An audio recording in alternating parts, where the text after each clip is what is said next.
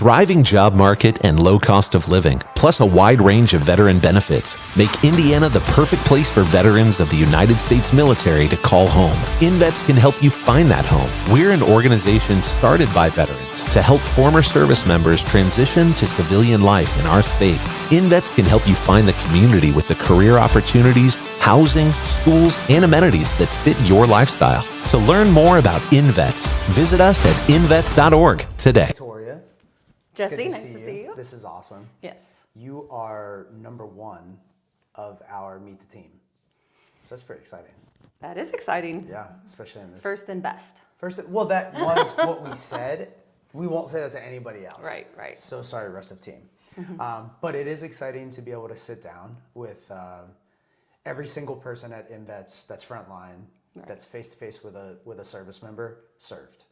And that opportunity, not everybody's like that. So I think them having the opportunity also like hear your story, because like you said earlier, V3, which I'll let you kind of explain, you like check boxes that a lot of people just can't check that are helping active duty. You know what I'm Right, saying? and even our spouses or clients in any situation. That's right. You're what a does triple V3 threat. That's right. So what's V3 mean?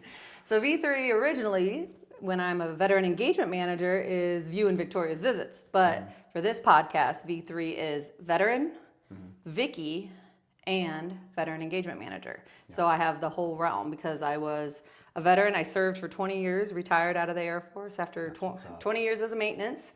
And then Vicki is my spouse name because I work on Victoria, but home I'm Vicki. Right. And I was a spouse for 16 years while I was in active duty. Crazy. And then now I'm a veteran engagement manager for Northcentral, so it's great. I kind of have all areas covered. That's what's up. And Yeah. I look forward to like getting into your military career and your spouse life and how that all worked. Where are you from? South Bend, Indiana, That's and Mishawaka. You know, it's all one. yeah, kind of. Yeah. Right. Like My I dad could lived just in say- South Bend. My mom lived in Mishawaka, so I kind of claim both. Yeah. Well, and hotels claim both. Yeah. Because when I'm like, where am I gonna stay? Yeah. It'll be like South Bend, Mishawaka. Yep. But it's like 13 minutes away or something. Exactly. It's easy. Okay. So what's life like growing up in South Bend? I mean, it's great. It's different than it is nowadays. You know, we used to roam the streets till the street lights came on and play outside and go to parks. And I loved it up here. We had all 4 seasons. We could go tubing, we could go skiing, we could go swimming. You know, we have Lake Where'd you Michigan ski? right there.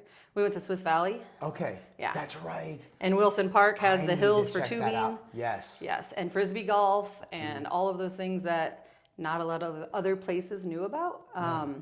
So it's great. And we have Potato Creek where we can go camping and trails and bikes. And I mean, I loved growing up here. That's awesome. So you grow up in South Bend. What's your mom and dad? Mm-hmm. They were married. They were married. They got divorced when I was 4. Okay. So young. yeah, but and they had 4 kids and I'm the youngest of those 4, but then they both remarried into a family with 3 kids. So I'm the youngest of 10 in a blended family. Wow. Yeah. Okay. That's intense. Yeah. Carla had 7. Yeah. 7 brothers, 6 brothers and sisters, but 7 Of them. of them. Yeah. That's That's a insane. big household too. Yeah, people are like, you have 5, you're crazy. And I'm like, I mean, I think maybe, but the age gap is a lot. So did you go to elementary school, middle school, high school, all in South Bend? Or Mishawaka and South Okay. Bend. So, well, actually, all my schools were in Mishawaka. So I went to St. Joe Elementary School for kindergarten through 4th grade. Then I went to Walt Disney Public School off of Day Road for 5th grade. And then I went to Schmucker Middle School for 6th, 7th, and 8th. Hold on, why is it named Walt Disney? Does he have a connection here or just? I don't think it's a connection, but it was an awesome school. I mean, Okay. every wall was a different color. We had pets in the classrooms that we got to take care of. I mean, everyone was so Really? happy. It was actually really cool. But you only went there for 5th grade. Right, because we lived on Lincoln Way by the 100 Center Yep. up until I was like 9, and then we moved to Winding Brook. So then I was right there by Walt Disney. Okay. And so then I went to Schmucker because it was a feeder school, and then I was supposed to go to Penn, but I was a little rowdy in middle school, so I ended up going to Marion. And so I went to Marion. What's Marion? It's a private school. Oh. Yeah. So your parents sent you to a private school because you were a crazy middle school. Yeah. Okay. But I mean, I had fun. Yeah. And I still had fun at Marion. Right. Well, I was gonna say, is it a private Catholic school? Yeah. I mean, it's, My sister had went there, and both my parents went there. Actually, a lot of my family goes there. I have 2 nephews that are there right now. Actually, like 4 nephews. my boys are playing Penn for the semi-state finals on Saturday. Yeah, and Penn's a huge school. It's a great school. Yeah. My best friend went there. You know what I mean? And a lot of my friends, you know, from Schmucker went there. But it's huge and a lot of students. So, what's it like going to Marion? It was great. I mean, we had our school clothes and we had our go out clothes because we had dress code and all that. Had to have khaki pants or, you know, gray or dress pants, and then collared shirts every day. Right. You know, couldn't raise our hands if our belly showed, all that good stuff. But I mean, it was a great school. We learned a lot. So, did you like going to Marion? Yeah. I mean, and so you go through. Do you play sports? Did you play sports? I did. In middle school, I played like volleyball and I think I did track a couple years, but my main thing was cheer. So I did cheer in middle school, but then in high school, I was on the Poms. Awesome. So I was a dancer. Okay. All 4 years. All 4 years. That's cool. Okay. And what are you thinking? Like, all right. So what's Victoria thinking she's going to do when she graduates high school? I knew since I was a junior that I was going into the military. Okay. Yeah. So being the youngest of 10 in a blended family, I got to see everyone grow up and get out the house, and I was the last one there. And I just wanted to be independent. I didn't want my parents to have to help me with college. Or Were they helping others? Yeah. Did you see that? And I you were saw like, a lot of that, and just tuition money or rent monies, and which isn't a bad thing. That's what parents do, you know. But did they talk about it? Not like to me, but I would always overhear conversations, and which was actually great but I was like, I want to travel the world. I want to be independent. I want to make money. I didn't want to go to college because I hated writing papers. I mean, I could do 100 math problems, but you tell me to read a book this thin, and I'm like, nah, I don't want to do that. I think I have something like that right now. Yeah, I'm more math side because there's an answer. If I write you a paper, it's subjective to whether you like it or not, you know, and I talk in circles, as you can probably tell. So my writing is the same way. It's going to be fun. Yeah. Okay, so, yeah. Well, and I too, the voice, your voice comes out in the paper. Right. And it makes perfect sense. And then you can find like an author that does something similar that's famous. Yeah. And then you're like, but I'm like doing that. And they're like, yeah, but you're not that person. Yeah. You're like, that's not what English is about. You need to pass this class. Right. That's funny. You shouldn't be arguing with me on this. So Palms, you know that you're going to go. Did you know Branch when you were No, junior? I didn't. There were some recruiters at school one day at lunch, and I kind of like listened to them. And then I went into the recruiter's office right there on McKinley, and I was debating between the Army and the Air Force. And I listened to both. And then I wanted to actually go in as a SEER instructor. But they were like, oh, you can't do that. And you can't ship out for at least 4 to 5 months. And I was like, oh, I want to leave sooner than that. And I told the recruiter I just wanted a job that I didn't have to take work home with me. I go to work, do my job, and not have to like be writing papers at home, right? And so he goes, maintenance. You can't take an airplane home with you. And I'm like, yeah. And so I was like, so I'll take it. Yeah, and he was like, correct. you ship out 2 weeks after graduation. And I was like, okay. So I signed the paper for the 4-year term with my parents because I was only 17. And then, you know, they dangled that extra stripe in front of me like, oh, if you sign for 6 years, you get 2 stripes. And my parents had already signed for 4 years, so they didn't have to sign again. So I signed it. And then graduated. That next weekend, I had my graduation party with my cousin because we were the same age. And then I shipped out the next week, and I was like, all right, parents, I'll see you in 6 years. And they're like, 6 years? You said 4. And I was like, well, I'm doing 20, so it doesn't matter. But yeah, I changed that, and I put it as 6 instead of 4. Did you tell them that you were going to do 20? Yeah. So you knew? Well, I knew I wanted the, retirement and pension, and if I was going in, I'm doing it for the long haul. Yeah, that's awesome. Yeah. So, SEER, what attracted you to SEER? I just wanted to be in the action. I wanted to be in the woods. I wanted to like feel like I really had my hand in something and see action and see the world. Yeah. So that was exciting. And then they're like, well, if you're on a bomber, then you'll get to be right in the action. So it was great. I was on the B-1 bomber for 14 years. So we got to deploy and, drop bombs and come back Winchestered, which means the plane's all loaded up when it goes, but it comes back empty. That's right. So that's great, but we were never on the ground over there. You know, we were deployed to Qatar and Diego Garcia and stopped in a couple other places, but I didn't get to like go in the rough. Yeah. Well, and that's Air Force. I mean, Yeah. there's like a little bit to that. But it's also, I mean, air power. Oh, yeah. Like, you can do anything you want on the ground, but if you don't have air power to support you, then.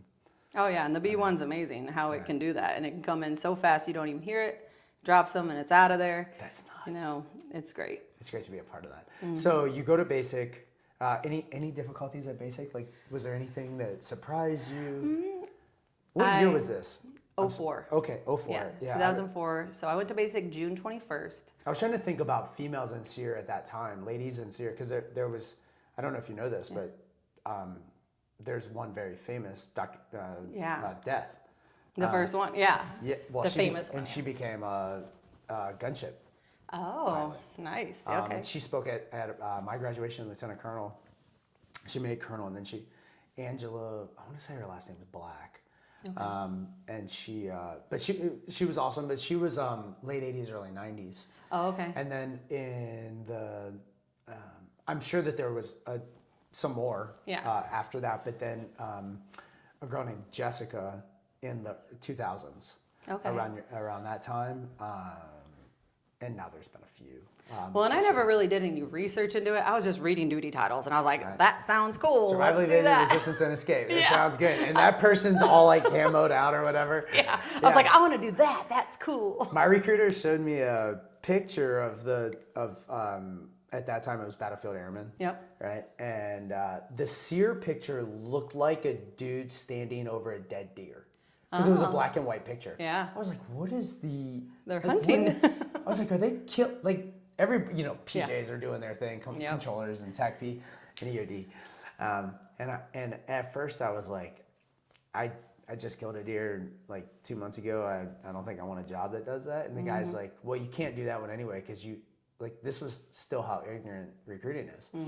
He's like, you can only cross train into SEER. You can't like get a contract straight in. I was like, oh, that's interesting. And then that made me like, well, why would that be the case? Yeah. So then I Googled it and I was like, hey, dude, that's not actually correct. Yeah, you can go So in. we There's talked. the title. Yeah, it took a while for me to get in. But so you get to basic difficulties, surprises. So it's funny, you know how you're supposed to get that first week phone call on Sunday? Well, one of the girls got caught eating saltine crackers in the bathroom, so we all got our phone call taken away. So that was fun. So then we didn't get to call home till week 2 to let people know, like, hey, we're good, all's good. And if you didn't know anyone's phone number, you weren't calling anyone. Because back then, we didn't get to use our cell phones on Sundays like they do now. We had to use a payphone and call collect. Yes. So I was standing there in line, and my TI came up to me and was like, you're going to cry. And I was like, no, I'm not, sir. And he was like, you're going to be the one to cry. And I was like, okay, whatever. So I was talking to my dad. I called my dad, and I'm like, hey, let everyone know I'm good. This is the week of graduation. All is fine. And then I walked away, and my TI was like, I think he called me trainee Molnar or whatever it is. He's like, get over here. Are you crying? And I said, no, sir. And I looked up and I smiled at him. He goes, are you smiling at me? Get down and push Texas. Right. And I was like, oh, now I'm laughing and crying because now I'm pushing Texas until all the phone calls were over. Because back then, they didn't have the rule of 45 seconds, 30-second break, all that. So, that was fun. But luckily, I was not the first person to use the phone, but it was lots of push-ups. That's awesome. Yeah. And then on Warrior Week, me and 3 of my team members got food poisoning on our first hot meal, so we had to go to the sick hall for 48 hours. So that was an experience. Oh my gosh. But we got to make up Warrior Week the next week once we were better. So you washed. So did that push graduation? It didn't for us. We just got to catch the week next week. It just kind of was a bummer because we didn't get to do like the obstacle course with our team. We got to do it with the team the next week. So, but it was still fun. Graduation worked out just fine. I was an element leader in basic training, and then graduated. Did the LSD trip, which is Lackland Shepherd Dias. A lot of people know the LSD trip because we got stuck in Texas for so long. I have never heard it referenced that way. Yep, because Shepherd is where we do our tech school. Right. And then Dias is right there because with the B1, you're only at Ellsworth, South Dakota, or Dias in Abilene, Texas. Yeah. And so I was there at Dias for 14 years. I did not mind that base. Yeah, I love it. I only went because of InVets. Yeah. Because I was at Lackland and then Medina. Yeah. And then Fairchild and then back to now Chapman. Yeah. Well, and it's a great base. And I think it is too. it's so funny because people, when they're there, it becomes a family. Like, because on the B1, people don't go to other bases a lot. And you couldn't even go to another airframe until you were a tech sergeant. And when I was coming up, it was more common for people to be retiring at tech sergeant and master sergeant instead of like seniors and chiefs.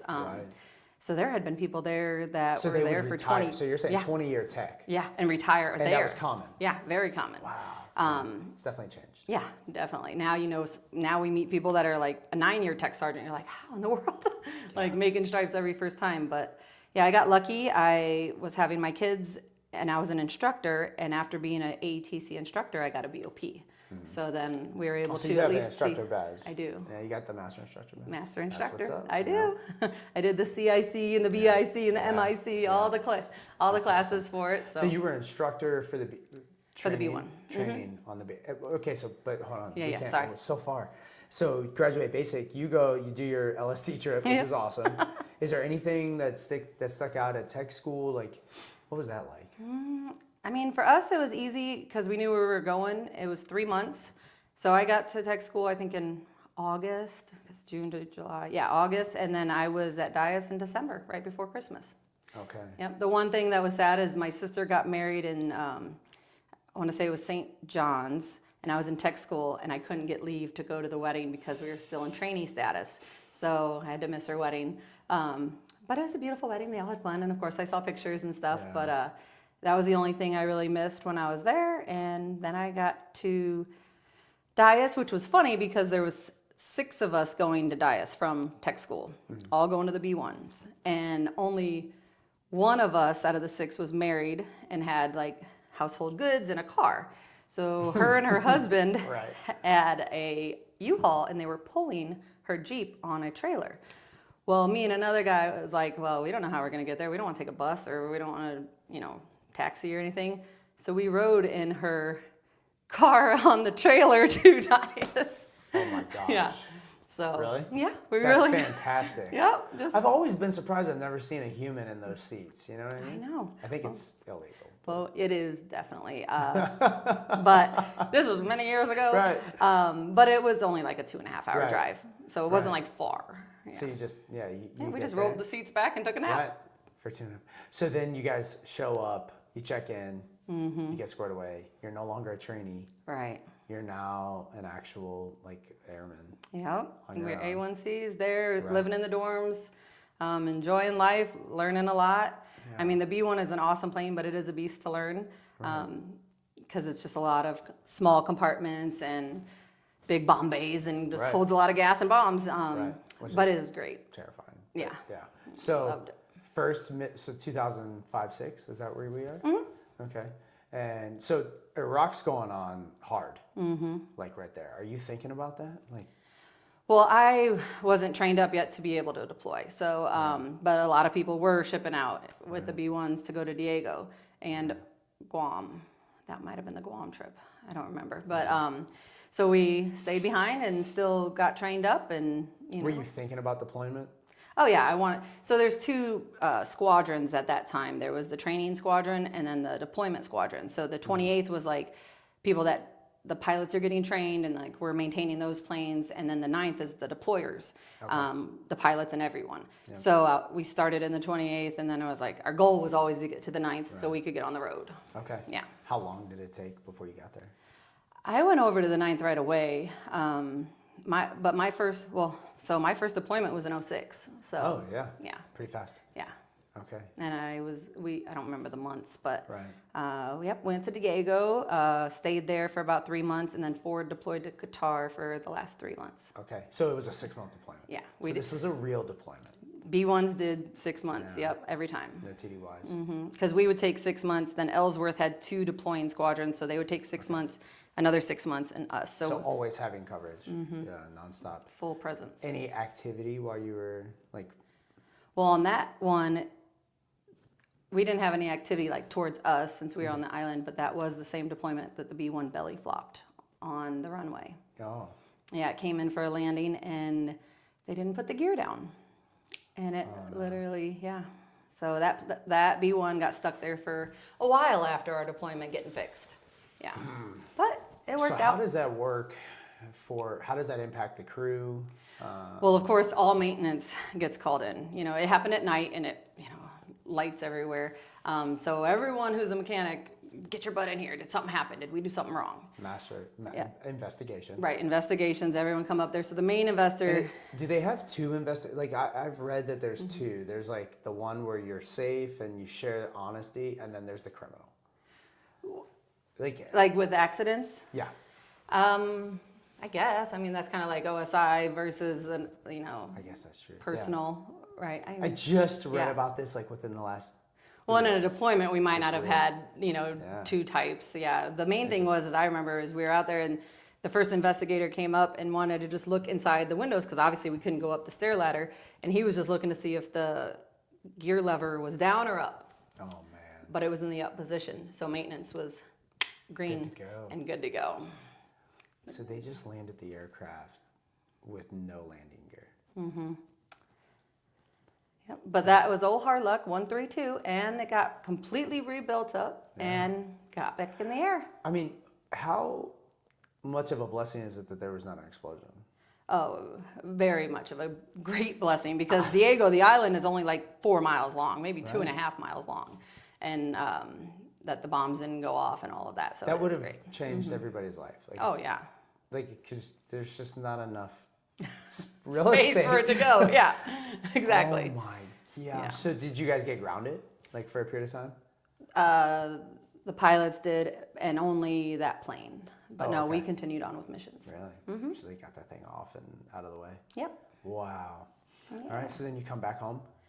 Well, then we still forward deployed from there, and then 3 months after that came back home. So when you forward deploy, what's that look like for you?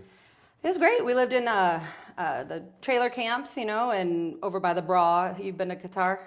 Yeah, so there's like the dorm side, which there was just getting built up at that time, and then the Bra side, which is the trailers. So there was like rooms, and there was either 2 to 4 to a room, and then you could go to the Bra and have your 3 drinks because you'd have like a punch card, or you can go play bingo, or just kind of socialize. That's where like you can get haircuts and things in the little BX. And then there was the latrine trailers and things like that. But it was fun. I mean, I liked deploying because you were all there for a real mission and a purpose, and everyone's on the team, and everyone's jumping into work and just like, oh, you got more work going on, instead of like going in and be like, I'm gonna go take a break and hang out. They're like, hey, let's help you fix yours too, and your plane, and get ready, and then that way it's all green and go. Wow. Yeah. What a great experience. So, and you're only 23, 22? At the time? Yeah. Oh yeah, I was 20 in 06. Yeah. Wow. 20, from South Bend, hanging out in the Middle East. Yeah. Taking pictures. Yep. And it's crazy because like nobody else I knew had joined the military from my senior year, Well, so and you went to a private Catholic school. I didn't mean to that couldn't have been that common. Or No. am I mean, there was a couple of them. It's funny, actually. I ran into another guy that went into the Army, and he's back home now, too. He didn't, I don't think he did full 20, but ran into him, and I was like, gosh, you look familiar. It's your eyes. And he was like, yeah. And then we realized, like, oh, my God, yeah, we went to school together, And so he had joined, but later, not right away. So he tried to figure it out, and then he was like, nah. The military is such a great option. It really is. I knew I wanted benefits. I knew if I wanted to go to college, I'd have those, GI Bill and everything for me. But yeah, I did not want to do school. But then in the Air Force, you have to do school to be competitive for stripes. Which I have a feeling that might be coming up. So you come home, and then in that break between, I guess, 06, 07, and then you're home. You did a 6-month deployment. Do you get leave? Do you come back to South Bend? I think I did. You get 2 weeks R&R, but I think I came home for like 4 or 5 days, so hard so many years ago. Yeah. But yeah, and showed pictures or whatnot, and I think Facebook was just starting, so I might have posted some on there. That's not MySpace or Facebook. Yeah, that would have been Facebook. But yeah, MySpace, I wish I could still get to my MySpace. Those things were awesome. I think it was purchased by like Fox News or something. Fox, somebody bought MySpace that doesn't make sense. And you have to wonder, like, why did they? Yeah. There's like there must be a amount of data they got. I still remember my MySpace like thing. It was cool talking. Like KEWLTAWKIN. Yeah. I was like, I was an AOL kid. Yeah. Yep, AOL dial. Great login. So from 2007, what's like a next big touch point for you? We did like red flag and green flag in Vegas, which was awesome. TDY is there and playing, maneuver games with all the other aircraft. You've been probably been there to Nellis. So that was fun. And then in 2009, deployed again. Went back to Qatar for 6 months. Okay. And so you had a few years between. Did you like that, or were you hoping? I liked it for stability, and also then like I could get into my full 7 level and everything qualifications, and so when I go back, it'd be different. So when you guys are red flag, what's going on for the B1? What are they doing? Yeah. So basically, tactical maneuvers and trying to see if like we can either identify friend or foe, and also if they can lock onto us, or we can lock onto them. And we also then were developing the sniper pod on the B1. It was like a new addition to it, so we could like zoom in and have live feed. So they would test that. Oh my. Yeah. And that's late 2000s. Yes. Okay. That's pretty cool. Yeah, because I don't remember having them in 2006, but I think in 2009 we did. So you have great imaging. Yeah. But it's like better, instead of just like going off of what people on the ground, they could literally see from in the plane as well for like triple confirmations that they're hitting the right targets. Yeah, and the battle space is chaotic and kinetic, so the kind of information that they're able to relay back, it would be nice to have that from your own aircraft. And they can have target following and tracing and everything on it, so it's nice. Okay, so then you go back in 2009.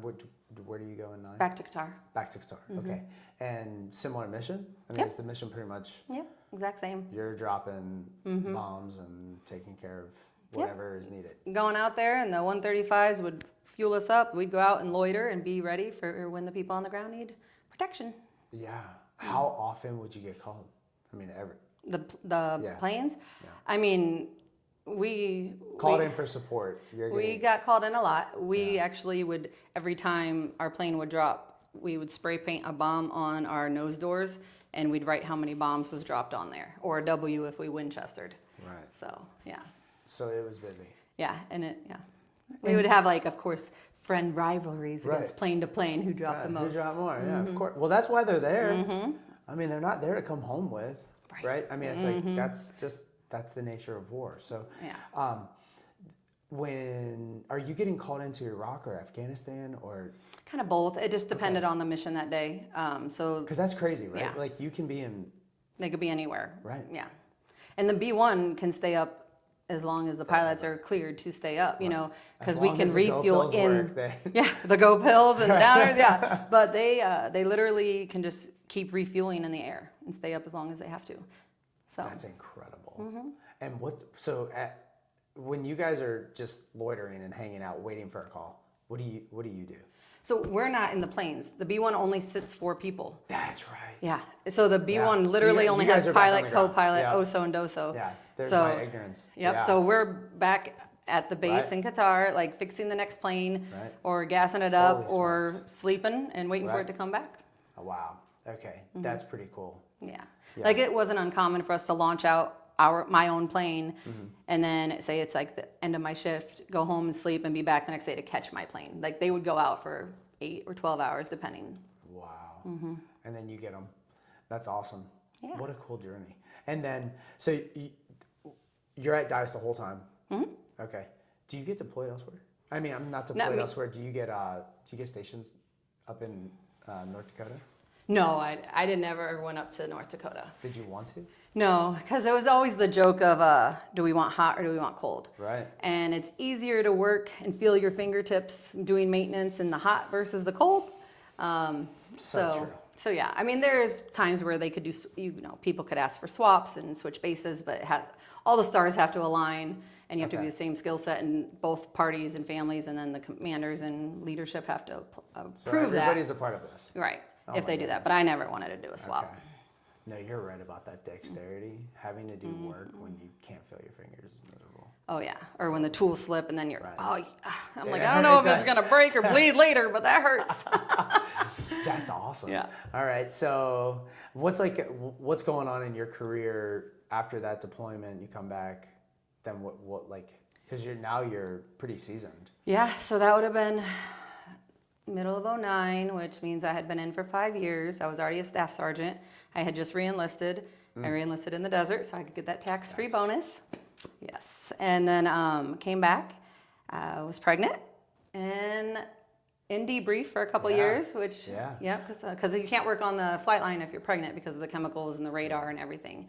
So had my daughter in 2010 in January. That's a big touch point. Yeah.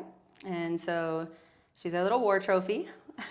And 15. And she's 15 now. She's a teenager, goodness. driving and everything. And she's like, so when am I getting my car, Mom? I'm like, you're not even 16 yet. We'll talk Wait it about off. that when you're out of the monastery. Yeah. Sorry, that's what I tell my daughter all the time.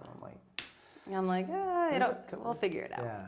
But yeah, so then after that, there was an instructor position on like the annual training side. And I knew if I had my daughter, I was going to want my second child right away. So I was like, hey, I applied for it. I got it. I went and taught like CPR, self-aid buddy care, annual trainings, things like that for 2.5 years-ish. Is that like a special duty? Or that one is not. That one's just kind of like if people want to volunteer. You're in maintenance, but then you're going to do this for 2.5 just a couple years on base. A lot of times it's people that are either injured and it's not like it's a bad thing if they're injured for a while or if they're pregnant or this, and obviously they have to have the skills to be able to stand up in front of people. You do a interview for it. Course, Yeah, that one is the classroom instructor because you don't do credited classes. Okay. So we did that, and then the senior that was the leader of the detachment over there for AETC side, he was like, hey, I need you on my side. I need someone to keep me in line. I need someone with your skill set and be able to instruct. And I was like, all right, cool. So I applied through AETC and got it. Yeah. And so I got to go over there and teach for 4 years. And that's when I taught newcoming airmen how to run engines, how to run auxiliary power units, how to tow aircraft, how to learn about superfam. So like if we're getting in a senior chief that's never been on the B1 and we have like an abbreviated 1-week course just to get them spun up. And then I did course curriculum, and then I became instructor supervisor and did all the evaluations on people. And so after those 4 years, I got to do my BOP and we got to go to Tampa. Oh my goodness. So you're at 9 years though, right? Well, that would have been 10 years? 09. No, that would have been 2014. Okay. So you're 10 years in. Yeah. Okay. Yep. Wow. Well, actually, it would have been because we went to Tampa in 17, so 13 years in. Yeah. Because I had my son in late 2011. Okay. So then, yep. Nice. But it was nice because when I was doing that instructing is when I could do schooling and stuff like that as well. Yeah, so what's that look like? So you're doing schooling. Victoria's like, no, I don't ever want to do schooling, but then you end up... Well, to be an AETC instructor, you have to complete your bachelor's, is it bachelor's? I think it's associates. Associates within a certain 12 months. Yeah. So I had to start doing the classes, and then I was like, well, if I'm already going for that, I might as well just do my bachelor's. They use your tech school to help offset some credits. Right. Right? Mm-hmm. I mean, like we got 47 credits. Right. Like all the basics. Knocked out, and then you had like 3 classes that we had to take to get your associates after tech school. Yep, exactly. And then you start instructing, then you go for your undergrad. Do you already have your undergrad by the time you get to Tampa?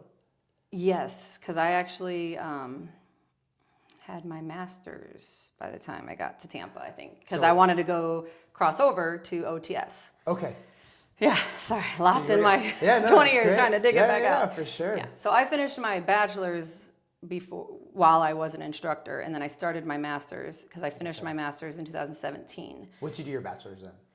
Well, I wanted to do psychology, but then I learned that because I wanted to just be a guidance counselor when I retired at my kids' school, so I'd have summers off and be at school wherever they go to school. Mm-hmm. And I learned that no, you can't be that unless you have like a master's or a higher degree. Right. So I was like, okay, what other degree can I switch to that? Because I wasn't planning to do my master's. that I won't lose a lot of college credits. So I switched to exercise and nutrition. Oh, nice. Yeah. So that's your undergrad. That is my undergrad. Oh, wow. Okay. So you do exercise. Where'd you go? AMU. AMU. Yeah. No, it makes, yeah. Well, you can't ask for anybody to be more friendly towards our mission. Right, exactly. So, yeah, it's smart. It's like Troy, AMU, Park. All online. They all, they all work with us. 8-week courses, pick them up, drop them when you Well, and can. TA, right? Because you're TA, using 100%, yeah. Yeah. I mean, I finished mine, TA. Yep. This was amazing. Yeah, I got all of my college, 2 associates, a bachelor's and a master's, and I only ended up having total at the end, out of all those degrees, only paying $4,500 out of pocket ever. Which is 1 year of TA. Because I only paid it because I wanted to finish earlier, so I had, when I ran out of TA, I would pay for a class to like keep it going. And there is a part of us where like if you're multitasking, parent, full-time gig, and school, you don't ever want to really drop the school, because if you do, you're like, I don't want to pick it back up. Oh yeah. Because life, you just realized how many hours a day that you could get back. Yes. Yeah. So I would always start a class in February, and then I'd end them by end of November. So I'd take December and January off just as like my holiday break, and then pick them back up. that's pretty But awesome. yeah. And then for masters, the classes are more expensive, so I'd pay that extra $120 out of pocket per class that TA didn't cover. Right. Yep. Because I did the math one day, and that's why I was like, how much did I ever spend on school? And That's that it. was $4,500. So your masters. Okay, so you have your undergrad, then you get to go to Tampa, or you already have your masters I already had my master's. while you're in. Yeah, because I just kept That's knocking so it out. awesome. Yeah. So and this is why you have babies. Yep. Babies, full-time job, husband. And a husband. Well, so we were together. We moved in together in 2007, but we actually didn't get married until 2016. But still, basically husband. Right, You know, right. 2 kids Which is interesting in a house. because everybody in the military gets married to each other. So Well, you so we guys were mill like- to mill. Right. So You didn't. we would actually lose money if we were married. Oh, because you both. Yeah, I got you. Well, because he had a son from a prior Right. So marriage. you're both getting BAH as it was. and dependent pay. And dependent pay. Yeah. Wow. But we had to be married to get orders to go together. Right. So we got married in 16. Right. Mm-hmm. So that's something. Okay. So you're doing all of that is he the same job? Yeah. Sorry. Okay. Yep. I don't think I ever knew. We met on the job. Nice. So, We actually were both on the same plane, 109, and had the same boss, Sergeant Betts. He was our daddy. Yeah. That's what we called him. And Yeah. when we started dating, we had to be moved to separate airplanes, so that Okay. way we weren't on the same aircraft. Okay. And that's Just more, that way we weren't in each other's chain. Because he was 2 years more time and grade than me. Okay. Yeah, that makes sense. So he could have, in theory, been your supervisor. Right. Yeah. And he was training me for a while, and that's kind of how we started hanging out a lot. Right. And then, yeah, Such is life in the military. such is life. Yeah, for sure. So you've got, now what did you do your master's in? Organizational leadership Okay. From AMU? from AMU. Yeah, just stay in. And then you get basic preference. Yep. And you pick Tampa. Well, so we put 5 on there, and the chief, who was our, the enlisted person that does the people, what is it called? Enlisted manager, moves all that on base. FAM? No. Yeah. Yeah, is Basic- it FAM? No, what is that? Can't remember what their title is. It's Anyways, not TMO. no, he's just like the coordinator of where all of the skill sets are for the base. And so, and I had taught him. Career field manager. Yeah, there you go. And he was great, and I had taught him in Super Fam, and great guy. So I was like, hey chief, I've never been anywhere. I put these 5 on my base. Can you let me get somewhere? Because sometimes people would put in BOPs and not be able to leave Dias and still get stuck there because there was a need or necessity. So somebody in theory could maintenance on the B1. Oh, there's been people there that were for 26 years. Yeah. Like some of my bosses were there for 22 years and retired there, and they love it. And it's great though because you're really Abilene skilled. is a nice city. Yeah. Abilene is a cute little city. Yeah. With an Outback and one coffee shop, I think. Hey, no, it's growing. It's got more, and it did get a water park, and we have, is it Guthrie's and all that now? Raising Cane's, and there's a kid from Heritage where my kids go to school. He's going to Abilene. Nice. Abilene Christian's a big school. He could go anywhere. Yeah. He's a brain. and he loved Abilene. He loved his visit there, and so he starts there in the fall. Yeah, That's I really loved cool. it. It was a great town. You can get anywhere in 15 minutes. Yep. Everyone was so friendly. I mean, I really made great connections. Like even when I went down to San Antonio for InVets, I drove up to Dias to go see. Did you really? Like some of my best You friends did the that were Hiring up Our there. Heroes in August, didn't you? Yep. I was there the year before, and I was. It was a little bittersweet to not go because it's the end of all of our selection cadre. Okay. My last group of dudes. Once this year rolls, they start filtering to their next places. Okay, One so dude they're got going. picked up for OTS. Oh, nice. One is already in Spokane. He's back, and then there's like one guy from our tribe. Okay. And Still around. That's still there, and it would have been cool, like on the way out. But I was glad that you went. So. Yeah. Well, and that's why like I was trying to steal the Dias trip from Chaz last year, but he had already bought plane tickets, and I was like, darn it, because I was like, I have so many I people think to I went to visit. Dias last year also. There was 2. Well, the only time I've ever gone is for InVets. Huh. Maybe there was 2 events, or maybe I was already on There somewhere should be else. another one coming up though, because I know. it was a large. When I went, it was a pretty large event. Yeah, probably the the HOH hangar. that they did. Yeah. Yeah. I mean, next time, but I loved visiting the friends and Daddy Betts and, Yep. and Greg and Vanessa, some of the greatest people, And they're all still there. Yeah. Or, They are? Well, they're out now. Okay. They all retired out and stayed. So you pay this guy. You're a career field manager. No, I didn't pay him. I just literally was like, hey, if you can look around and see if there's any openings. Because then, and he couldn't tell me anything. He's like, oh, I'll look to see what there's available. And I was like, cool. Of course there was no money involved, nothing No, crazy, no, all of legal. course. And so he was like, yeah, I'll keep you posted. So then when I got my orders dropped and it said McDill, I called him up. I said, Chief, I got McDill. He's like, yeah, I knew like 3 weeks ago. Right, I was like, right. you didn't tell me. He was Oh, like, nope, dude, I that's wanted it to be a surprise. So where do you have 5?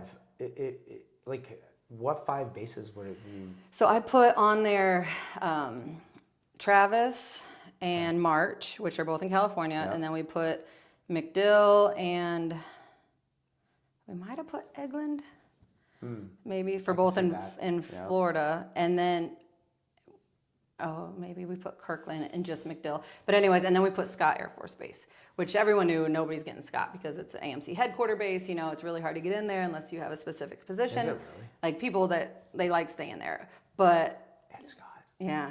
Interesting. Yeah. And so, but my husband is a huge St. Louis fan. I was going to Okay. say husband, not my husband anymore, but Yeah. my husband then. Yeah.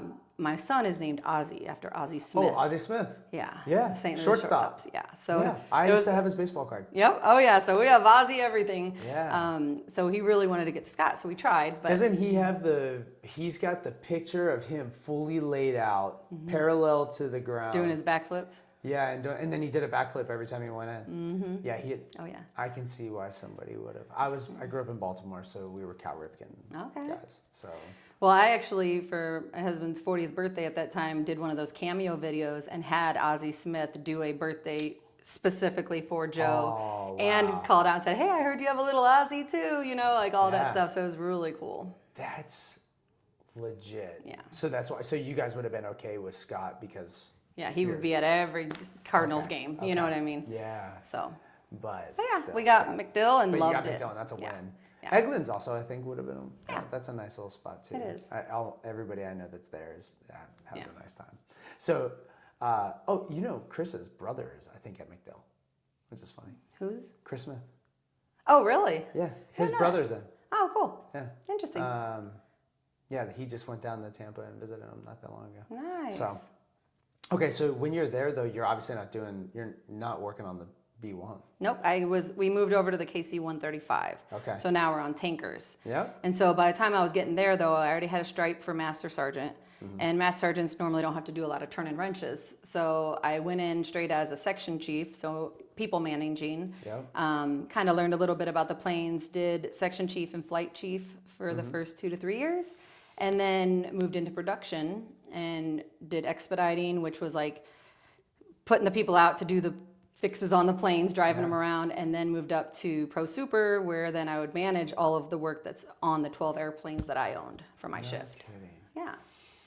Yeah, well, I mean, Fairchild is the 135 spot. Yep. Yeah, So you're very spent familiar. Yeah, for sure. Yeah, we joked when the 135 folks would come through SEER they're like, I don't know why I'm doing emergency egress, for Yeah. instance. I'm like, we're just burning in. Like, let's be honest, this isn't gonna work out. Yeah, we're not going to be able to jump up. Like, this is true. And now they don't actually go. Yeah. They Oh, don't. They do a separate training because they have no parachutes, and they're not doing a water landing. Yeah. So things aren't working out. So it's interesting, but also like, they've had some accidents at Fairchild. Yeah. And that's like, those are pretty heavy still. So that's pretty cool. So you get moved over to the 135. This is something that always surprises me about the military is that like you have a master's degree in organizational leadership as an E7. It's just. Which was actually nice because then I was literally organizing the unit. Right. Yeah. But So your played- capabilities are equal to so many others. And it's one of those, I wish that so did you put a packet in? For OTS? Yeah. Yes. So once you get there, you have to be on station for at least a year before you can submit. Right. So I did put a package in. I was super excited.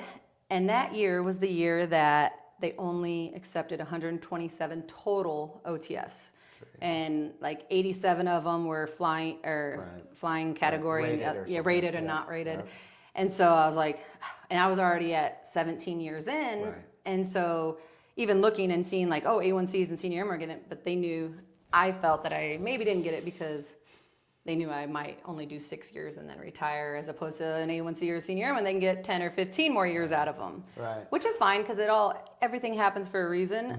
I knew I didn't want to apply again because then I have to give more years just for that extra, for the commitment. I was going to say, do you not have to do 10? You don't. If you're rated, you do. Okay. But if you're not, you can only do 6, and your retirement card will show whatever you retire, your last highest enlisted rank, but you'll still get your retired pay as whatever officer rank you had. So nobody's going to salute you when you enter the gate, but your paycheck is going to be what your captain pay or whatever it is. Yeah. You're high 3. Yeah. High 3. That's interesting. Yeah. So. Yeah, and you didn't want to resubmit. I didn't, because I was starting to think, okay, I'm at 17 years. My kids are going to be getting into high school soon. Do I want to keep going? Do I want to try to make senior now? Do I want to go for OTS again?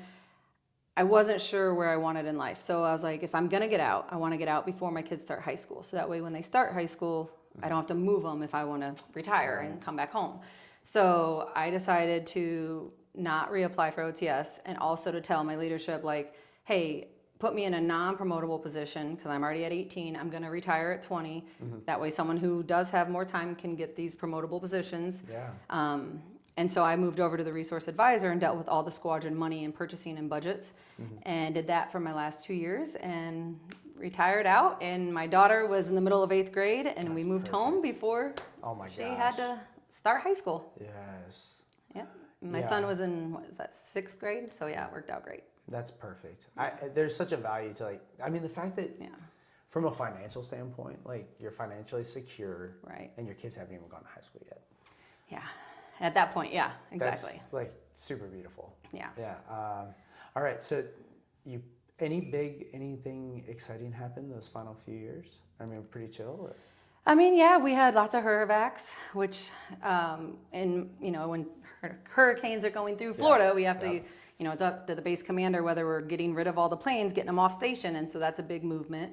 I went to Spain to do a redeployment, which is when planes are coming back from a deployment if they're stopping in a certain country. No, I went to Maroon. Oh, okay. Yeah.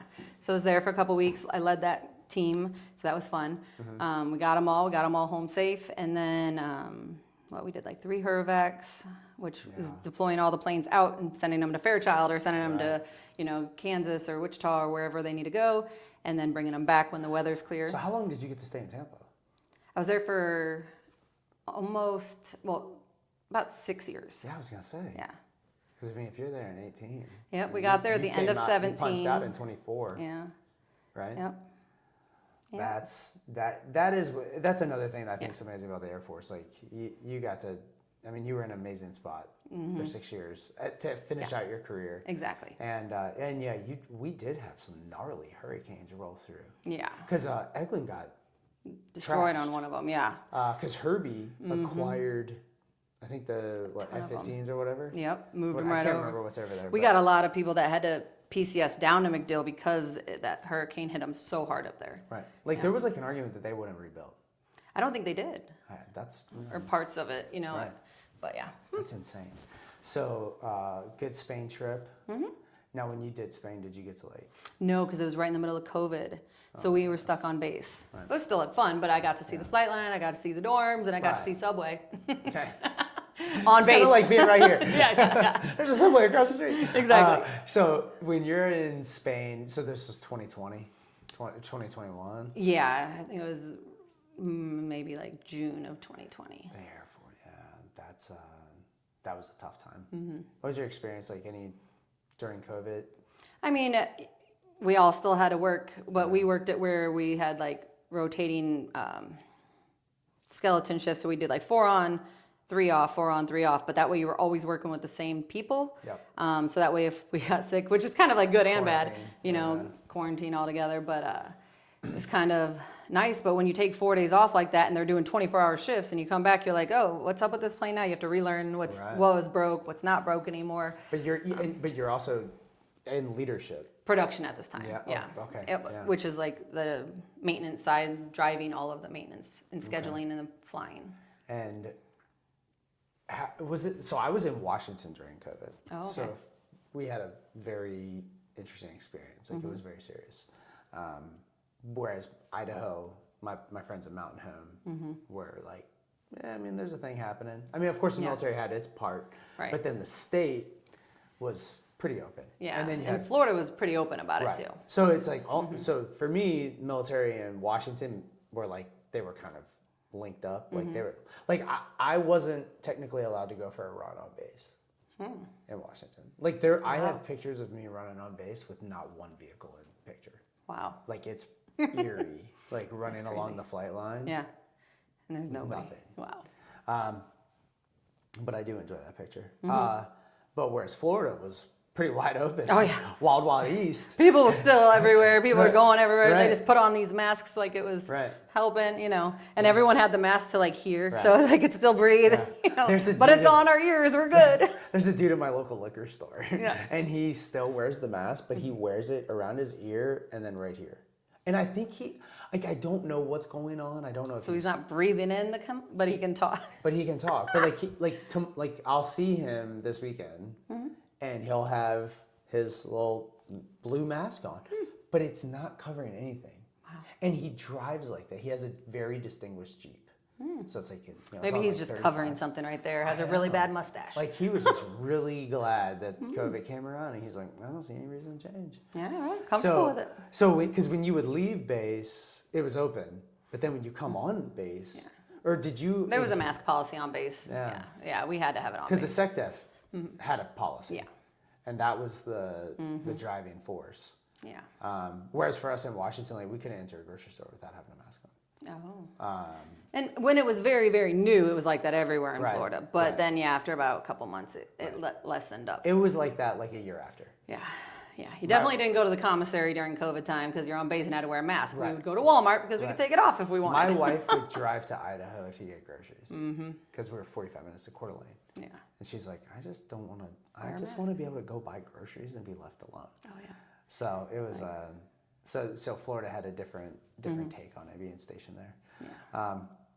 And then you wrap up at 19 years. I'm punching out. Yep. Hit the Well, I button. mean, you knew a little bit before. Yep. I knew I was ready. And so I hit the button and I started preparing, and I knew I wanted to do a skill bridge. And so I was looking at HOH and just some options and what's in Indiana, how can I get back to Indiana? And then I ran into someone who told me about InVets and told me about Jerry. So I reached out to Jerry, our OG, old guy, original gangster, right? Whichever way you want Whatever to you wanna take call it. him. He's like, I'm an OG. Yeah. 100% he is. Yep. Yeah. My beard is coming in nicely Yeah. like his. I always do this Dude, that's joke. good. That's really good. But yeah, so and then Jerry was like, oh yeah, reach out to Dana. He's gonna be in your area. I was like, cool. So I reached out to Dana and he was my VEM and he's like, so what do you want to do? And I was like, I still don't know after 20 years what I want to be when I grow up. I said I can kind of do anything. I got 4 degrees. I've led people. I've fixed planes, and so he was trying to helped me narrow it down. We were looking at, options in tire rack, and we were looking at options in, real estate or in other companies, maybe just being in HR. And then at that time, you guys had an opening for another VEM, and he was like, "You would be a great fit. Does this interest you? And we need someone for that area because then I could move over here." And I was like, "Yeah, that sounds awesome," So I did a couple interviews and beat out all the competition, I guess. You did. You had some good competition too. Yeah. I mean, that's one thing I feel like InVets is kind of blessed in that. Like, man,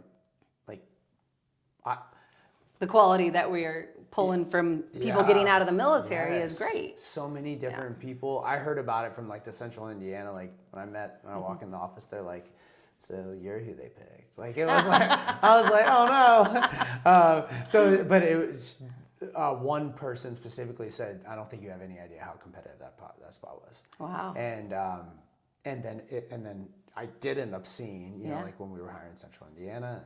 Northeast, like, because we met all of the candidates that were applying for your spot, and it's really crazy. But veterans want to help veterans, and nobody can really understand, right, to the degree. And then what we do, I think, sets us apart.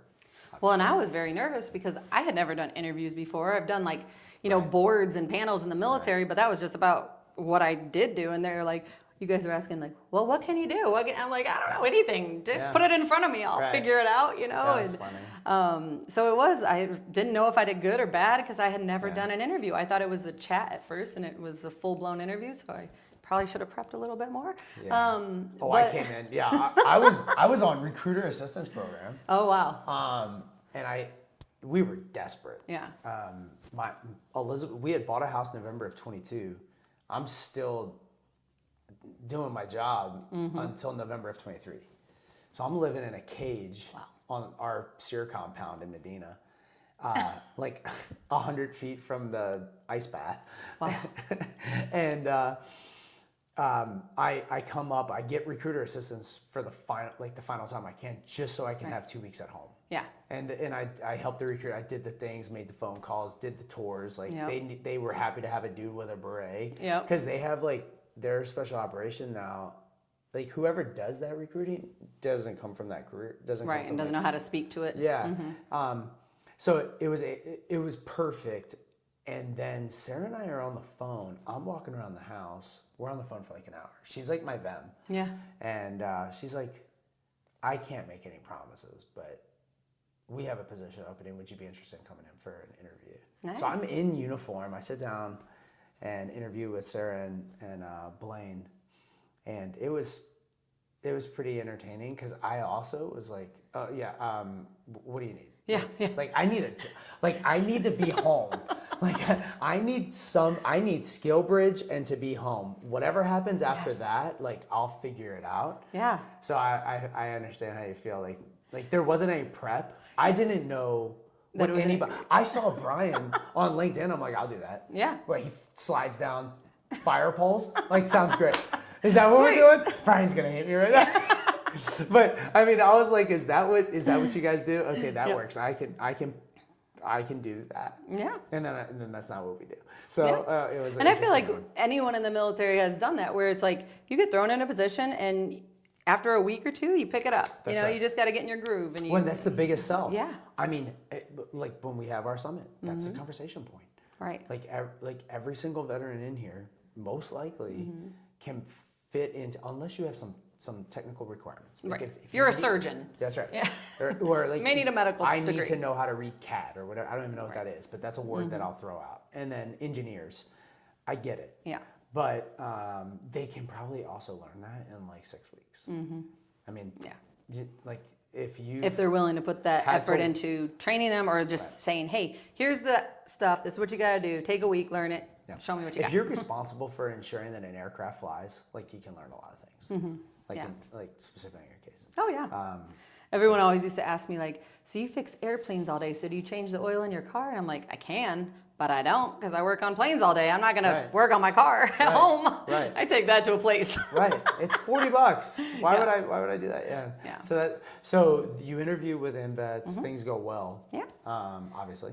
And then I do Skill Bridge with you guys and got hired right on. So it's great. and you did Skill Bridge through Hiring Your Heroes. Correct. What was that? It was that great. experience? I mean, Nicole was a great liaison for it. Taught us a lot, because I worked with you guys Monday through Thursday, and then on Fridays we would do our huddles and just kind of talk about what we're doing throughout the week and what we learned, and if we're liking our company or not liking our company. Because some people really loved their company. Some people are like, yeah, even if they offer me a job, I'm not going to accept it. It's just not the right fit. Because not everyone that gets out of the military knows what they want to do and then loves it. They may say, oh, I thought I wanted to do this, and then they want to pivot to something else, which is totally natural.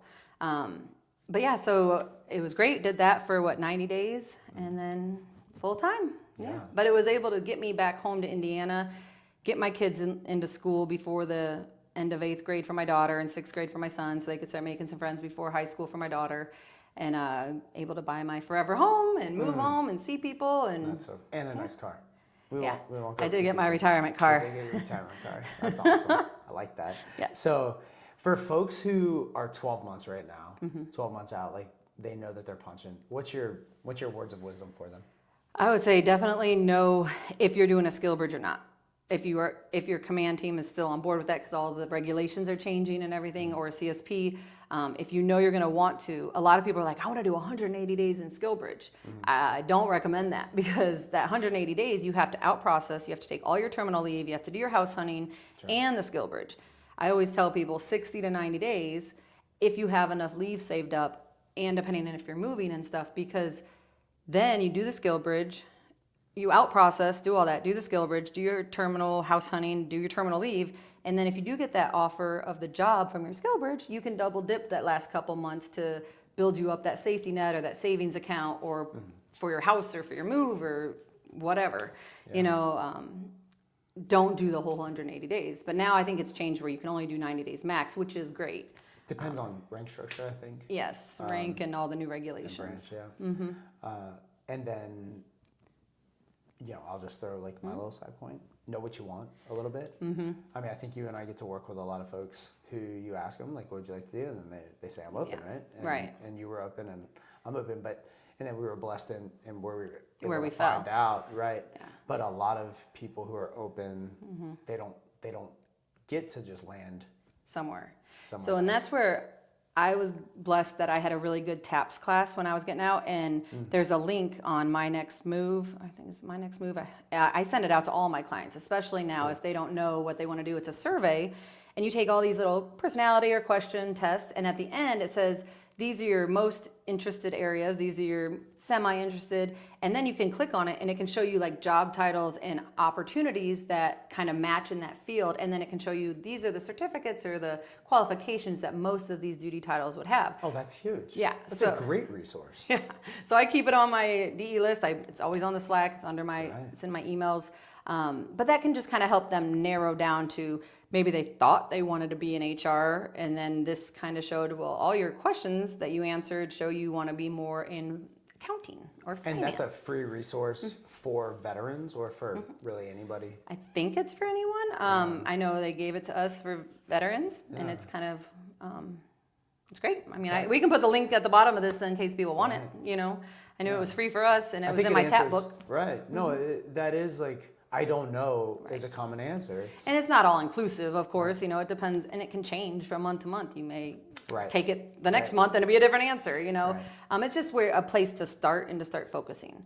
And I do tell them, I'm like, do you want to be by a computer? Do you want to be hybrid? Do you want to have that interaction with people, or do you just want to do your job and go home? Do you want to be a leader? Do you want to be someone that doesn't have to worry about people underneath them? Because sometimes when you get out, if you are a boss, you don't want to be a boss anymore. Sometimes people still want to be the boss. So I always kind of try to ask those questions. And hey, do you want to make a whole bunch of money? That's going to come with a whole bunch more hours. Do you just want a job that you can live off of and be happy? Is it quality or quantity? So it is nice that us as VEMs, we've all been in that situation where we have to look at our lifestyle, our family life, what we've done the past 6, 10, 20 years, and where we want to be in the next 5 to 10 years. And so just being able to express that to our clients is great. And there's some people that reach out now that we have clients, like, they're like, man, I wish I had this 15 years ago when I got out. Right. You know, and it's great. And he's like, hey, can you help my wife? She's a veteran too. I'm like, of course. Yeah, we can help your wife even That's if she's right. not a veteran, you That's know? right. That's So it is really great. And when a lot of times when I do speak with the spouses, even if they're females, they're like, oh, wow, this is great to just hear your experience, you know? Yeah. So. And that's part of looking forward to sharing this with everybody. Is there anything else that we should touch on that you feel like we've left out? Yeah, so no, military, was a spouse.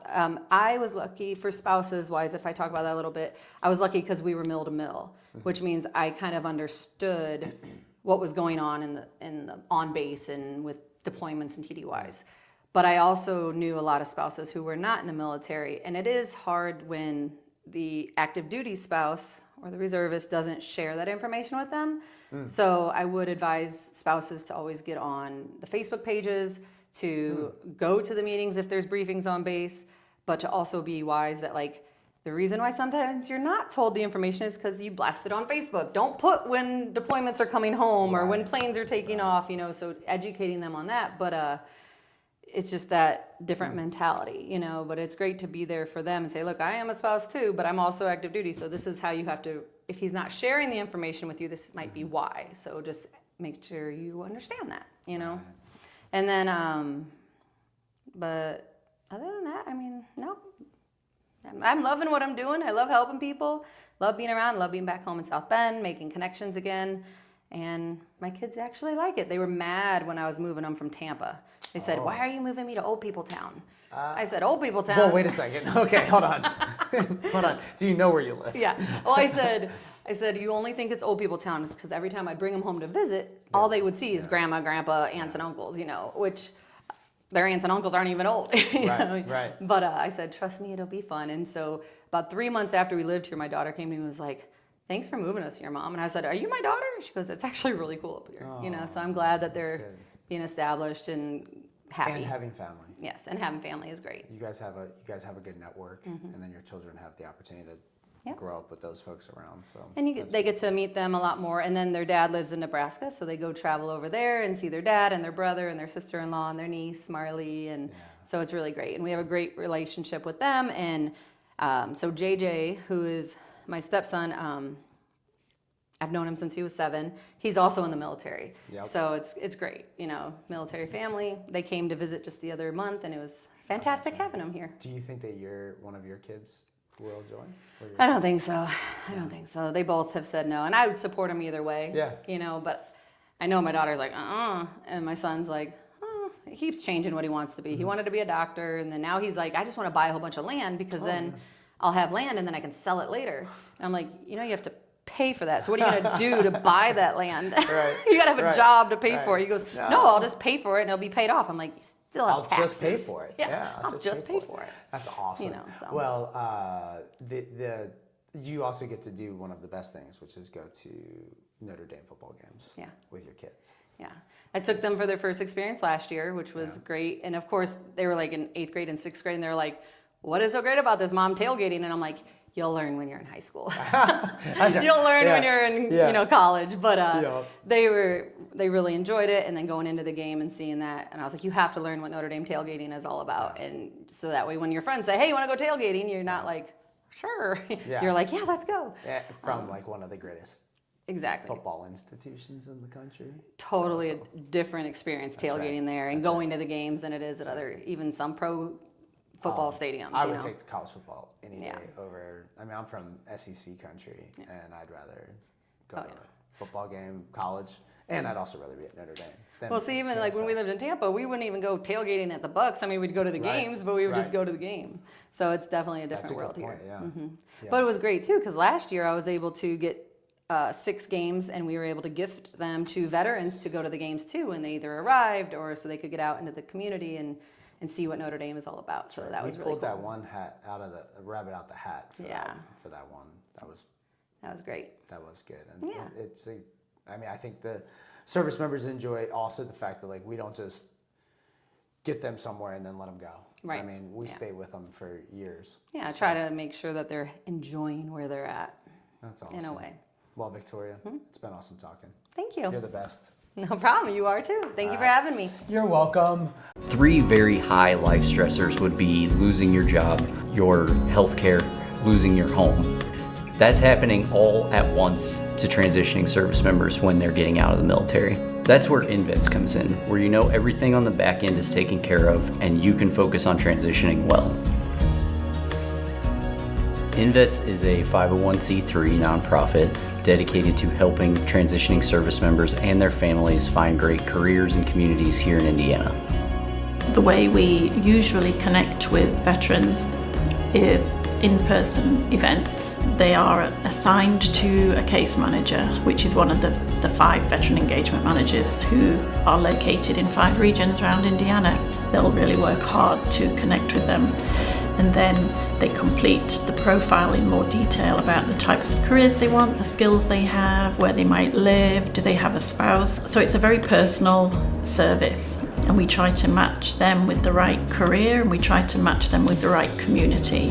We take our job seriously, understanding that we're not selling somebody a thing, we're helping somebody move into the next phase of their life. That's not lost on us. We are not moving one person, we're moving a whole family, and every member of that family has a different need. We try to have those open discussions about everything. So what we realized was just helping somebody find a job when they get out of the military isn't enough. There's got to be more to it than that, especially if we want to create lifelong Hoosiers. So we started thinking about what can we do outside of helping people find great careers to get them connected to their community. Transition is not transactional, it's transformational. And it's something that we talk with our staff about all the time. We cannot look at transition out of the military as a transaction of leaving one job and going to another. It's a transformational moment in somebody's life, and we hope and believe that should be Indiana. And once they're here, we remind them that we're here for life. So if there's anything that you need once you've gotten here, you're looking for a volunteer opportunity, a way to get involved in your community, or you just need some resources for things that you're trying to take care of, whether it's some of your veteran benefits, you can reach back out to us and we're going to put you in contact with the right people to get you taken care of.